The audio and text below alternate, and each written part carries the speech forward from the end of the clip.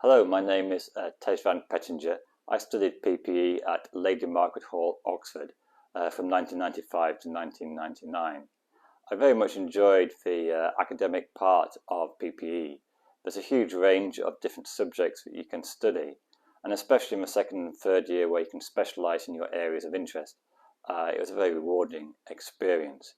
If anything, the hardest year is probably the first year where you have to do all the core subjects and pass your first year prelims. And there's a bit of repetition from A-level, I have to say.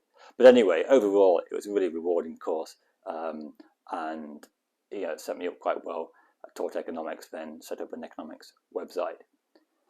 In terms of preparing for a PPE interview, the colleges themselves say there's not too much you can do to prepare, in the sense that it's not like an exam where you need to remember things by rote. Don't worry about feeling you need to read the Financial Times every day. They're not looking for that kind of up-to-date knowledge.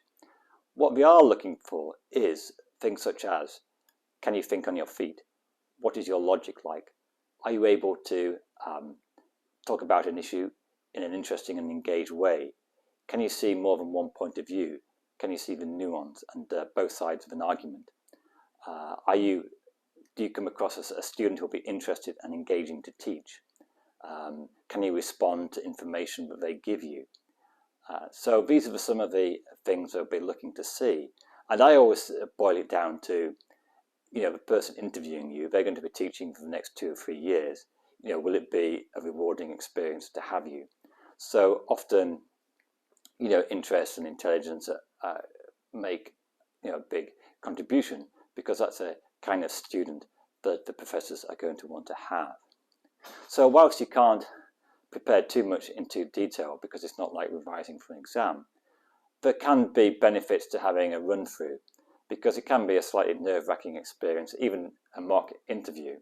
And it's easy to fall into a few mistakes, such as not answering the question directly, but maybe becoming a bit waffly, going on about something too long.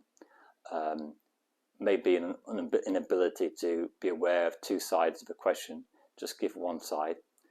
And so these are some of the common mistakes that you can pick up in a mock interview.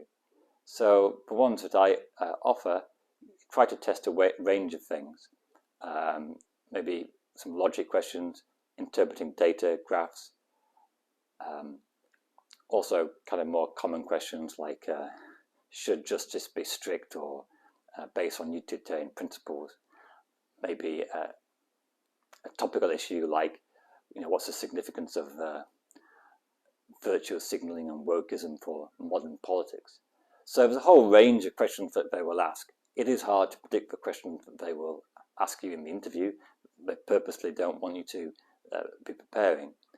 But, what you can do is, practice speaking about different topics, making sure that you have a good delivery, that you can respond to the question they ask and any further follow-up information they give you, and just be yourself. And if you have an interest in the subject and if you really do want to study, then hopefully that will come across. That's what you want to be able to do in an interview. So anyway, it's an interesting period, the interview, and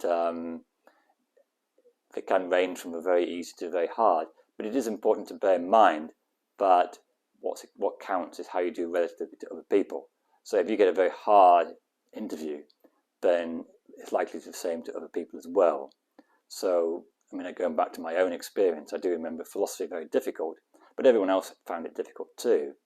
And so, even though I didn't feel I'd done very well in that section, it was good enough to get in. All right, good luck.